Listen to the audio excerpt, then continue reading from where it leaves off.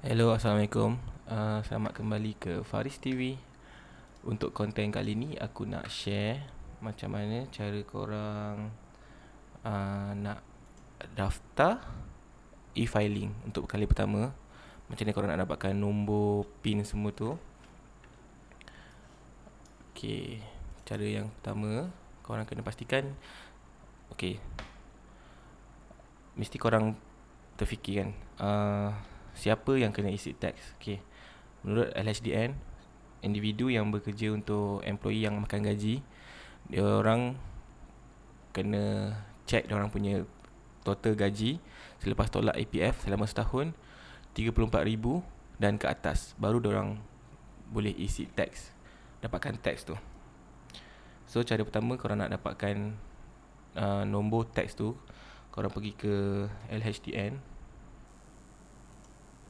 Okay, kat sini korang pergi dekat My Tax.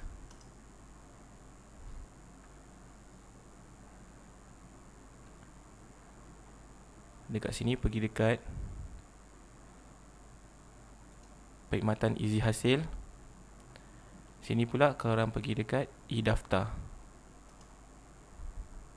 Okay, lepas tu tekan e-daftar ni. Okay, untuk yang individu yang bekerja makan gaji ke ataupun buat bisnes sendiri, korang pergi tekan kat sini, borang pendaftaran online. Okay, dalam ni ada maklumat yang korang kena isi lah. Bila korang dah isi, korang just tekan hantar atau submit ni. Klik sini. Okay, sangat senang, sangat mudah. Lepas tu nanti korang akan dapat satu nombor cukai. Korang akan dapat nombor cukai kat sini. Bila dapat nombor cukai, barulah korang boleh daftar untuk isi e-filing. Okay, e-filing tu macam ni. Okay, masuk Easy Hasil.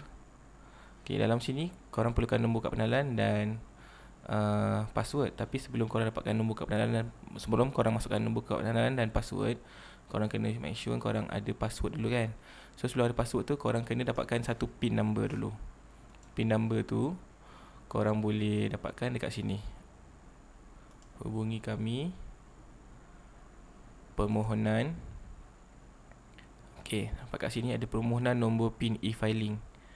Okay, tekan.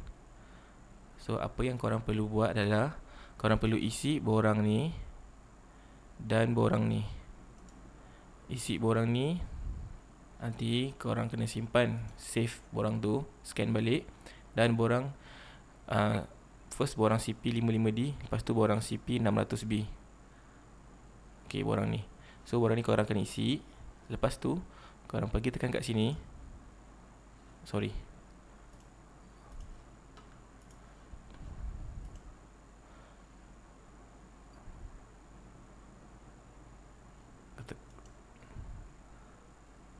lepas tu korang pergi kat sini seterusnya. Kat dalam sini pun korang kan dah dapat nombor cukai tadi. Isi semua permohonan, isi semua maklumat. Dan kat sini korang lampirkan borang yang korang dah isi tadi. Okay, ini lampirkan borang yang korang dah isi tadi. Borang CP55D dengan CP600B. Lepas korang isi itu, korang akan dapat lah nombor PIN, 16 digit nombor PIN. So dalam masa 3 hari bekerja, nombor PIN tu korang kena isi pertama kali. Dalam sini login pertama kali kan. Dalam sini ada nombor PIN.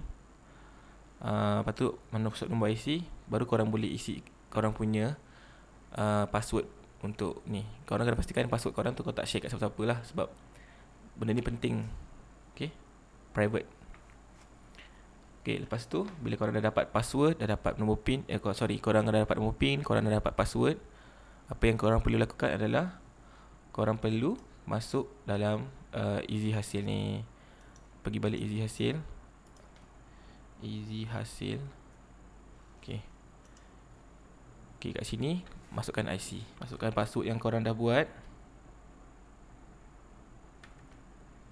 Okay, teruskan.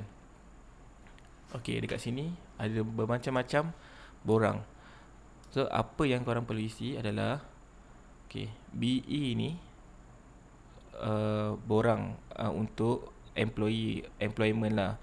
Borang untuk yang makan gaji, yang borang ni pula borang ni untuk yang buat ada bisnes sendiri. So aku akan tekankan dekat employee ni je lah. Ini pun ada permohonan pindaan lah. Contoh korang ada kesilapan, korang boleh buat kat sini pindaan.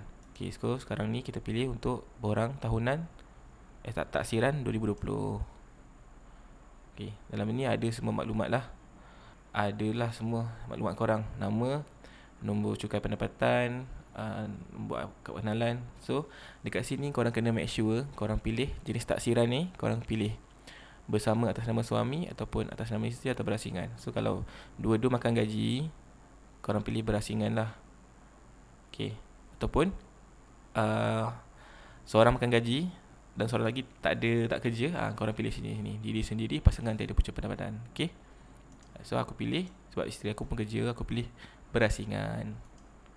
Okay. Dan tekan seterusnya. Okay, dalam sini akan tunjuk beberapa maklumat yang korang perlu pilih lah. Kalau macam ni, melupuskan aset ni, aku biasa pilih tidak. Ini pun mempunyai akaun kewangan di institusi luar negara pun tidak. Okay. Maklumat bank ni korang kena pastikan betul lah, sebab nanti bila ada lebihan cukai, LHDN akan bayar balik lebihan cukai tu kat dalam sini. So lepas dah settle ni, tekan seterusnya. Okay. Dekat sini ada tunjuk beberapa maklumat lah. Bahagian gaji korang kena pastikan betul maklumat ni. So untuk penjumlah pendapatan ni, kebiasaannya kalau aku tengok orang ada, kebiasaannya aku tengok ada, kita akan dapat EA form lah. Okay, EA form. So dalam EA form tu dah tunjuk semua dah beberapa maklumat yang korang perlu isi lah dalam ni. Sebagai contohnya, aku tunjukkan contoh EA form. Contoh EA form So apa yang korang perlu buat, korang perlu isikan bahagian, korang perlu ambil bahagian pendapatan ni, ambil dekat bahagian jumlah. Okay, jumlah hujung ni masukkan dekat dalam sini, pendapatan berkanun pengajian. Okay. Lepas tu potongan cukai PCB ni memang dah ada siap-siap dah dalam EA form. Kalau korang tengok dalam EA form korang ada tunjuk siap-siap dah. Ni PCB yang dibayar. Okay. Right. So korang tak perlu isi lah. Okay. Lepas tu kalau dah okay semua, tekan seterusnya. Oh sorry. Lepas tu korang kena pastikan berapa banyak penggajian. Contoh korang ada bekerja dengan dua majikan lah. Korang tak dua. Kalau ada satu saja. Tekan satu sajalah kat sini, bahagian bilangan penggajian ni. Lepas tu tekan seterusnya. Okay, dekat sini yang korang kena tengok betul-betul lah. Sebab sini yang memastikan korang punya tax tu macam mana. Korang punya lebihan ke ataupun ada berkurang, korang kena bayar kat LHDN. Kat sini paling penting. Okay, first tengok dekat sini, perbelanjaan untuk ibu bapa. Tekan kat sini, pembelanjaan rawatan perubatan ataupun ibu bapa. Okay, aku pilih ibu bapa ni, ataupun korang boleh pilih perubatan jugalah. Berapa banyak perubatan korang buat, korang salurkan untuk ibu bapa. Kena pastikan korang punya resit semua ada lah ya. Untuk ibu bapa ni, korang kena pastikan yang ibu bapa korang ni berumur 60 ke atas, 60 tahun ke atas, dan tak ada punca pendapatan. So korang boleh letak kat sini lah, letak nombor IC. Lepas tu bilangan individu yang menuntut ni, sebagai contoh, korang ada 4 adik-beradik kan. Ada 4 adik-beradik, 4 orang bagi duit setiap bulan. Korang letak 4 kat sini. Okay. So setiap bulan korang akan dapat 375 sajalah. Sebab korang dah bagi kat 4 orang. Kalau korang seorang saja yang bagi dekat tiap-tiap bulan, bagi duit tiap-tiap bulan dekat parents korang letak satu saja. Okay. 1,500. Ini aku sebagai contoh sajalah. Depends dekat masing-masing individu masing-masing, tak sama, setiap orang tak sama. Ini pula peralatan sokongan asas untuk diri sendiri. Ini untuk yang bahagian yang orang kurang upaya lah. Kena pastikan korang beli kan. letak sini. Contoh letak sini, korang beli wheelchair, letak 2,000. Okay. Ini pun sama, letak contoh letak 2,000.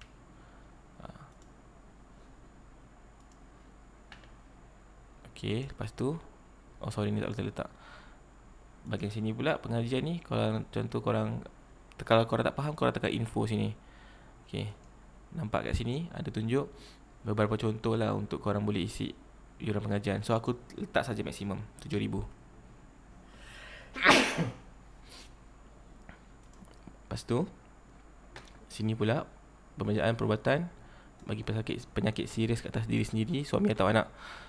Sini korang letaklah ini maksudnya korang pergi check up.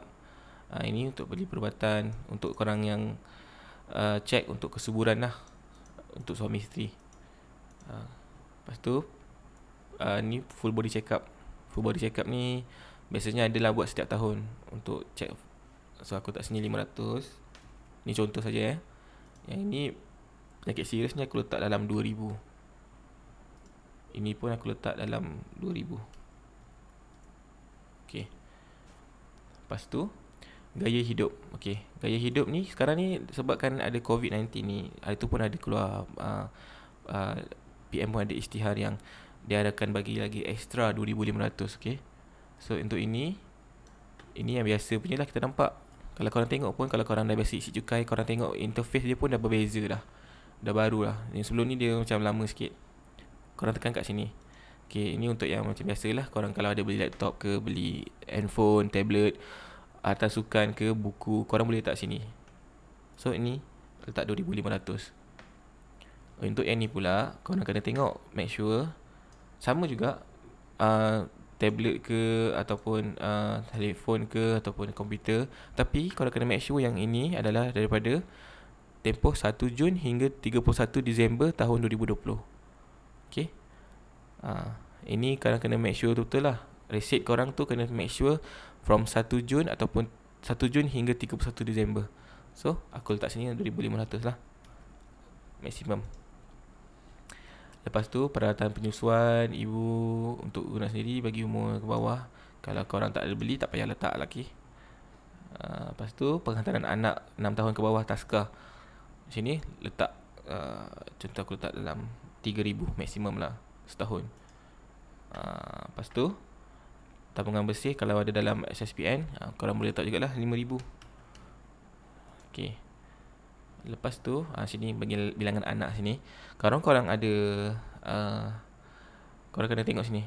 Anak-anak di bawah 18 tahun, anak-anak di atas yang masih belajar, anak kurang upaya. Okay, kat sini kalau korang ada anak 18 tahun, korang letak 1 kat sini. Tak 1 sinilah. Ataupun korang ada 2 orang, letak 2 orang. Tapi korang kena make sure korang tengok kat sini betul-betul. Tekan kat info sini. Okay. Untuk 50% adalah untuk yang individu yang duduk berasingan lah. Ruang ini untuk diisi di mana 2 atau lebih individu, bukan suami isteri yang tinggal bersama, layak menuntut potongan ke atas bayaran yang dibuat ke atas anak yang sama. Contoh korang mungkin yang dah bercerai ke apa kan, letak ni lah. Korang pilih yang sini, bilangan 1. Ataupun kalau masih duduk bersama, ambil sini, bilangan 1. Okay. Okay, letak sini 2,000. Kalau korang letak sini 1, korang dapat 1,000 sajalah. Okay. Dia bukan dapat 1,000 tau sebenarnya. Korang kena fahamkan betul-betul. Bila korang claim sini, kan korang letak sini 2,500, 2,500, korang bukan dapat duit tu betul-betul 2,500. Itu salah satu sanggapan yang salah lah. Sebenarnya untuk tax ni, dia akan tengok berapa tax yang korang kena potong selama setahun. Okay. Lepas tu perbelanjaan korang tu lebih ke atau kurang. Maksudnya bila korang isi semua ni kan, nanti akan ada keluar satu kolom di mana tax tu melebihi tak apa yang korang berbelanjakan. Sebagai contoh, korang dapat korang kena bayar tax 3,000 setahun. Tapi korang membelanja lebih sebenarnya. Belanja lebih. So nanti kat situ korang akan dapat bayaran lebihan tax. Nanti aku tunjuk kat ujung sekali. Lepas tu pergi kat sini, insurans nyawa dan KWSP. Ni untuk awam. kaki tangan kerajaan ataupun selain kaki tangan kerajaan. Tekan sini. Okay, contoh korang ada insurans nyawa lah, sebagai contoh AIA ke Prudential ke, letak sini lah 3,000 sebagai contoh. Lepas tu KWSP ni KWSP ni sebenarnya ada tunjuk kat dalam EA form juga. Aku letak maksimum lah 4,000. Okay. Yang ini korang kena isi lah. Kalau korang pendapatan tidak melebihi 3,000. Tapi yang ini tak berkenaan dengan aku lah, sebab aku masih bekerja.